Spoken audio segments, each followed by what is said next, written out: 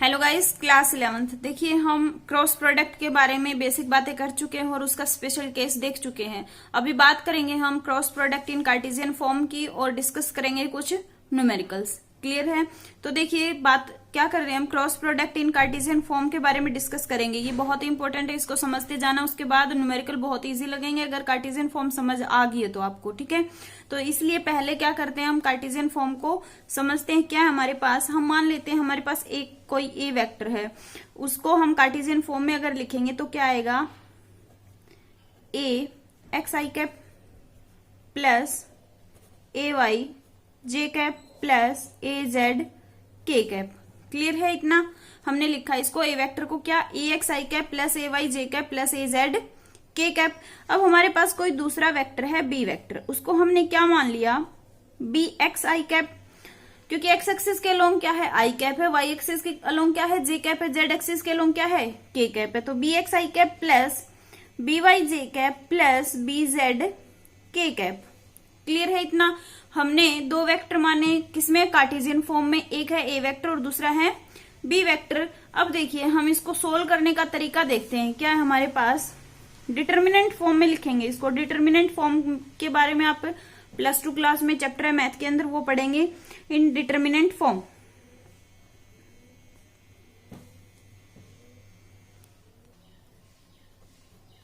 Determinant form, determinant form कैसे लिखी जाती है, रो के अकॉर्डिंग और कॉलन के अकॉर्डिंग हम इसको लिखते हैं। तो क्या करवा रहे हैं हम, क्रॉस प्रोडक्ट करवा रहे हैं दोनों का, ए क्रॉस बी वेक्टर इक्वल किसके हो जाएगा, यहां से हम ये डिटर्मिनेंट का साइन है ऐसे लिखते हैं हम डिटर्मिनेंट के अंदर।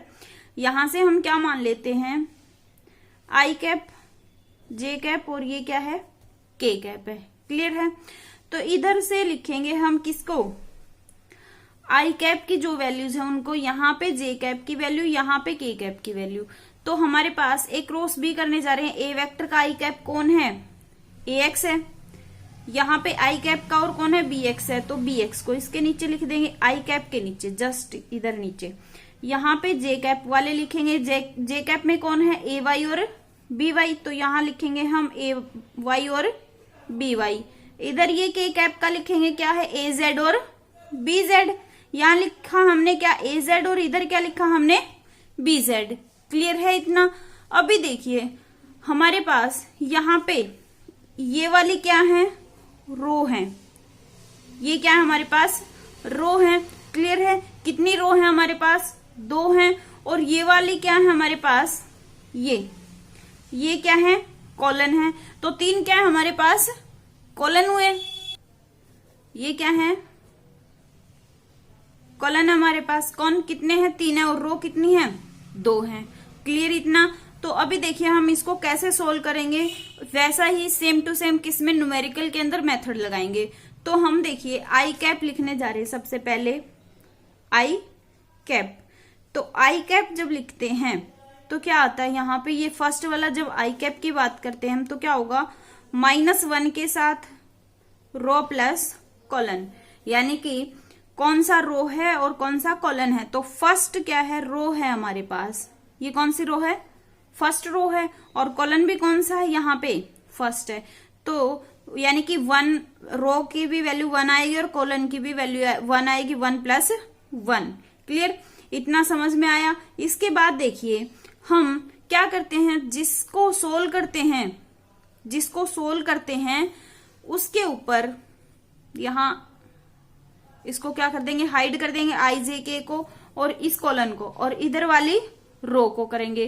तो अगर ये वाली रो को करते हैं और ये वाले कॉलन को करते हैं तो क्या बचेगा हमारे पास, ए वाई को और इसको इससे मल्टीप्लाई करवाते हैं, माइनस का साइन लिख के इसको इससे मल्टीप्लाई करवाएंगे। आई बात समझ में? क्या हमारे पास पहले क्या देखते हैं हम, रो कितनी है, 2 हैं। फिर देखेंगे कॉलन कितने हैं, 3 हैं। सबसे पहले हम आई कैप को लिख रहे हैं, यहाँ पे जो फर्स्ट एलिमेंट है उसको लिखने जा रहे हैं हम, ए एक्स को। तो यहाँ पे आई कैप किया हमने, -1 आएगा, फॉर्मूला ये हमारे पास, -1 आएगा। क्या करेंगे, कौन सी, जो ये वाला एलिमेंट है हमारे पास, ये कहाँ रखा हुआ है, कौन सी रो है और कौन सा कॉलन है। तो फर्स्ट रो है, फर्स्ट ही कॉलन है। क्लियर है।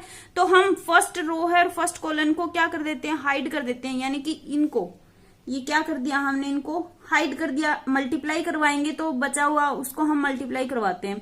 कैसे करवाते हैं, इधर वाले को ए वाई को बी जेड से, माइनस का साइन आता है, फिर इसको B Y A Z. Clear है इतना। हम किसको सोल्व करने जा रहे हैं, फर्स्ट रो और फर्स्ट कॉलम के एलिमेंट को, किसको, ए एक्स को। क्लियर है। तो यहां पे हम मल्टीप्लाई करवा के क्या लिखते हैं, A Y B Z minus B Y A Z. इतना हुआ क्लियर। फर्स्ट एलिमेंट हमने सोल्व कर लिया यहां पे। अब क्या करेंगे, प्लस का साइन जे पे चल पड़ते हैं। कहाँ आगे, हम जे पे आगे। आई का हमने सोल्व कर दिया, अब हम कहाँ आगे, जे पे आगे। जे के साथ सेम फॉर्मूला, -1 की पावर रो प्लस कॉलन। अभी खुद सोच के देखिए, जे कहाँ पे एग्जिस्ट करता है, रो तो क्या है, फर्स्ट है। क्लियर। और कॉलन कौन सा पहुंच गए, 2 पे पहुंच गए हम। तो यहाँ पे रो क्या हो जाएगा, 1 + 2 हो जाएगा। और इधर अगर हम सोल्व करेंगे तो खुद देखो, जे वाले इस कॉलन को हाइड करेंगे और यहां से इस रो को हाइड करेंगे। अगर ये चीजें हमने हाइड की हैं तो मल्टीप्लाई किस किस की होगी, देखते जाओ। ए एक्स की बी जेड से, माइनस का साइन आएगा बी एक्स की ए जेड से। आई बात समझ में। यानी कि इसको इससे मल्टीप्लाई करवाएंगे, माइनस इसको इससे मल्टीप्लाई करवाएंगे। क्लियर है इतना। तो लिखेंगे क्या, ए एक्स बी जेड यहां पे, और माइनस में कौन, B X A Z, minus में B X A Z. Clear हुआ इतना। प्रैक्टिस करोगे न्यूमेरिकल की तो बहुत इजी है, अच्छे से समझ में आ जाएगा। अभी चलते हैं हम किस पे, के पे। प्लस का साइन के कैप इंटू क्या हो जाएगा, सेम फॉर्मूला, -1 की पावर रो प्लस कॉलन। अब हम कहाँ पहुंच चुके हैं, के पे पहुंच चुके हैं। तो रो तो हमारी वही चल रही है, कौन सी, फर्स्ट वाली, लेकिन कॉलन कहाँ आ गया, हम थर्ड पे आ गए हैं। क्लियर।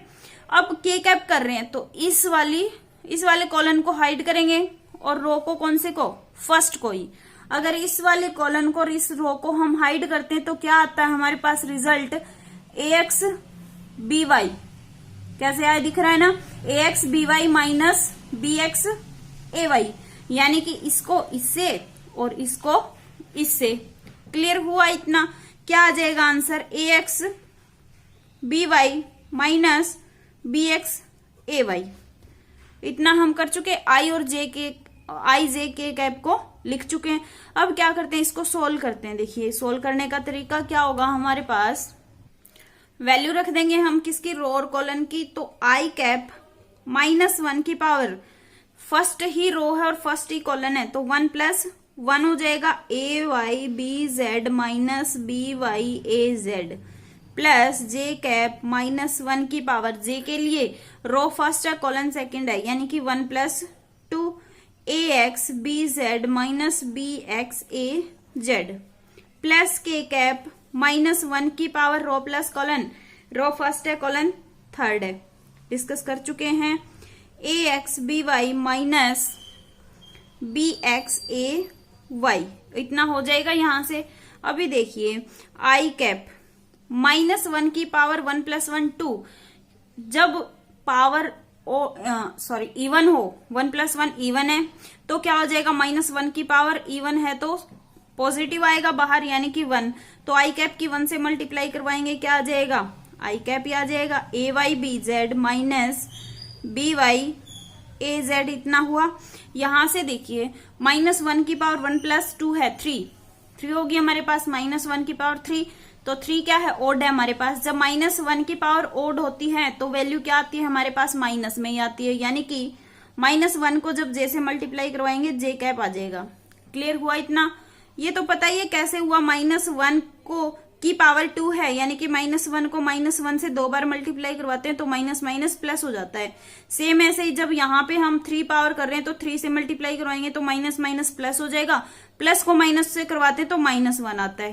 क्लियर है इतना। तो यहां से माइनस जे आ जाएगा, क्या आएगी value, A X B Z minus B X A Z, ये वैल्यू आई, प्लस के कैप -1 की पावर 4, इवन है तो इवन पावर होती है तो वहां पे वैल्यू क्या आती है हमारे पास, प्लस आती है, तो प्लस के cap A X B Y minus bx/ay। Clear है इतना? तो यही रिजल्ट क्या निकल के आया हमारे पास? कार्टेशियन फॉर्म निकल के आई है ये, यानी कि क्रॉस प्रोडक्ट करवाया हमने किसी भी दो वेक्टर का, तो हमारे पास ये रिजल्ट निकल के आया। और सेम ऐसे ही हम क्या करेंगे, न्यूमेरिकल्स सोल्व करेंगे। अभी देखते हैं कुछ न्यूमेरिकल डिस्कस करके। क्वेश्चन हमारे पास, find the magnitude of torque. Torque निकालना है, यानी कि टॉर्क का मैग्नीट्यूड फाइंड आउट करना। फोर्स गिवन है हमारे पास F equal -3i cap plus J cap plus 5k cap, यानी कि फोर्स की वैल्यू गिवन है i जे k कैप में, एंड ये फोर्स की यूनिट लिख रखी है newton. Acting at the point r vector equal 7i cap plus 3j cap plus k cap metre, यानी कि r की वैल्यू गिवन है हमें हमारे पास, ठीक है। F और r गिवन है, क्या निकालना है? टॉर्क निकालना है। तो हमें फॉर्मूला पता है, टॉर्क इक्वल क्या होता है? r vector cross f vector. Clear है? तो यहां से हम वैल्यूज पुट कर देंगे। r की कितनी है? 7i cap plus 3j cap plus k cap, और क्रॉस करवाएंगे किससे? f से, यानी कि -3i cap plus j cap plus 5k cap. Clear है इतना? अभी सेम जैसे हमने कार्टेशियन फॉर्म को सोल्व किया था, वैसे ही हम क्या करते हैं, यहाँ पे क्या लेंगे? i कैप, j कैप और k कैप डिटर्मिनेंट फॉर्म में लिखेंगे। i कैप की वैल्यू कौन सी है? 7 है। साथ में कौन है? i कैप -3 है। j कैप में 3 है, यहाँ पे 1 है। k कैप में यहाँ पे 1 है, यहाँ पे 5 है। ये हमने लिखा है ऐसे। क्लियर है इतना? अभी देखते हैं, डायरेक्ट सॉल्व करेंगे क्योंकि हम कार्टेशियन फॉर्म को बहुत धीरे धीरे और इजी से समझ के आए हैं। अभी देखिए, आई कैप करेंगे तो आई कैप को इसको हाइड करवाएंगे हम, और साथ में किसको? इसको करवाएंगे। वैल्यू क्या बची हमारे पास? 3 को 5 से मल्टीप्लाई करवाएंगे, माइनस में 1 को 1 से करवाएंगे। तो 3 को जब 5 से करवाएंगे तो क्या आ जाएगा यहाँ पे? 15 माइनस कितना? 1। 3 को 5 से 15 और 1 को 1 से -1। ये ध्यान रखना है कि पहले इधर 3 को 5 से करवाते हैं, फिर ये वाला, और माइनस साइन बीच में आता है। क्लियर है? फिर हम कार्टेशियन फॉर्म में पढ़ के आए हैं कि j के साथ क्या आता है? -j आता है। क्लियर है इतना? अभी पढ़ा था हमने।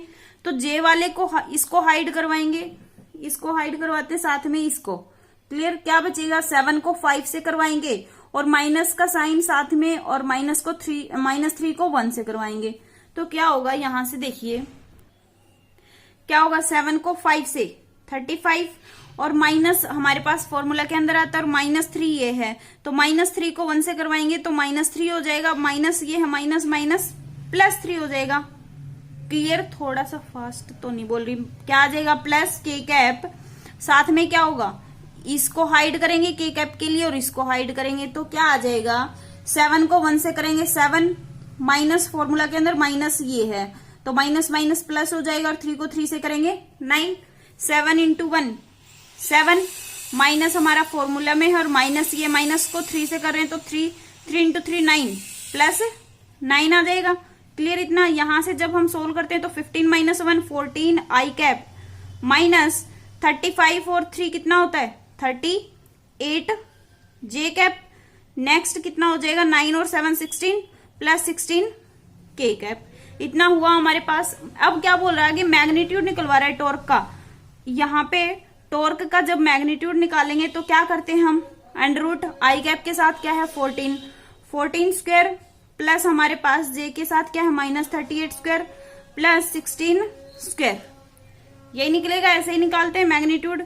अंडररूट 14 को जब 14 से मल्टीप्लाई करवाते हैं तो 196 आता है, प्लस 38 को 38 से मल्टीप्लाई करवाते हैं तो 1444 आता है, प्लस 16 को 16 से मल्टीप्लाई करवाते हैं तो 256 आता है। क्लियर है इतना?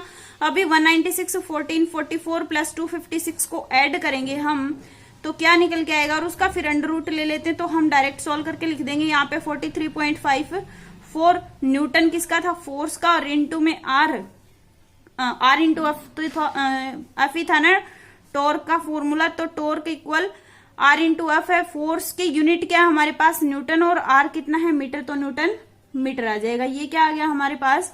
आंसर आ गया किसका? टॉर्क निकाला हमने और उसके मैग्नीट्यूड का। नेक्स्ट क्वेश्चन देखिए। नेक्स्ट क्वेश्चन हमारे पास, calculate the area of parallelogram whose two adjacent sides are formed by the vectors. तो दो वेक्टर गिवन हमारे पास पैरेललोग्राम के, उसका एरिया फाइंड आउट करना। ए वेक्टर इक्वल है 3i cap plus 5j cap and B vector equal है 3i cap plus 7j cap. तो कैसे सोल्व करेंगे इसको, सेम वैसे ही लिखेंगे, A vector cross B vector equal determinant form में आई जे और के की फॉर्म में लिखेंगे इसको। क्लियर है? तो देखिए आई कैप कितना हमारे पास 3 है, इधर आई कैप कितना है 3 है, जे कैप यहाँ पे 5 है, जे कैप यहाँ पे 7 है, के कैप दोनों में है नहीं तो हम उनको 0 मान लेते हैं। क्लियर है? तो यहां से देखिए आई कैप निकालेंगे तो डायरेक्ट लिख देंगे ये वाला हाइड करके, ये वाला 5 को 0 से 0 माइनस 0, यानी कि 0 माइनस जे कैप आता है, तो ये वाला हाइड करेंगे 3 को 0 से, 3 को 0 से 0 माइनस 0 प्लस के कैप आता है, तो के कैप के अंदर क्या करते हैं 3 को 7 से करवाएंगे और माइनस में 3 को 5 से, तो क्या आ जाएगा 21 माइनस कितना आ जाएगा 15 आ जाएगा। क्लियर है इतना? तो क्या रिजल्ट निकल के आएगा, ये 0 हो जाएगा, ये भी 0 हो जाएगा, यहां से 21 माइनस 15 यानी कि 21 में से 15 जाएंगे, कितना बचेगा 6 के कैप बचेगा हमारे पास। तो यहां से क्या आ जाएगा, एरिया ऑफ पैरेललोग्राम इक्वल क्या होता है ए क्रॉस बी वेक्टर का मैग्नीट्यूड। क्लियर है? तो वो क्या निकालेंगे हम, यहां से क्या बोल सकते हैं 0 square plus 0 square plus 6 square, यही बोल सकते हैं। तो 6 स्क्वायर 36, अंडर रूट 36 का अंडर रूट कितना होगा 6 हो जाएगा, और ये क्या है स्क्वायर यूनिट। क्या आ गया हमारे पास, आंसर आ गया। हमने क्या निकाल दिया, एरिया ऑफ पैरेललोग्राम। यहाँ पे जब के दे नहीं रखा ना, गिवन नहीं होता, तो हम सपोज कर लेते हैं 0 0 उसकी वैल्यू, यहाँ से आई और जे के निकाल दिया हमने, ये कितना आ गया 6 के कैप। यहाँ से क्या निकालेंगे हम, एरिया निकालेंगे पैरेललोग्राम का, under root 0 square plus 0 square plus 6 square. तो 6 स्क्वायर को चाहे यहाँ से कैंसिल आउट करके 6 आंसर डायरेक्ट आ जाता है, अंडर रूट 36 कर दिया, 36 का रूट कितना होता है 6, और स्क्वायर यूनिट इसके साथ में इसकी यूनिट जो कुछ भी है वो। क्लियर है इतना? तो आज के लिए इतना ही, थैंक यू।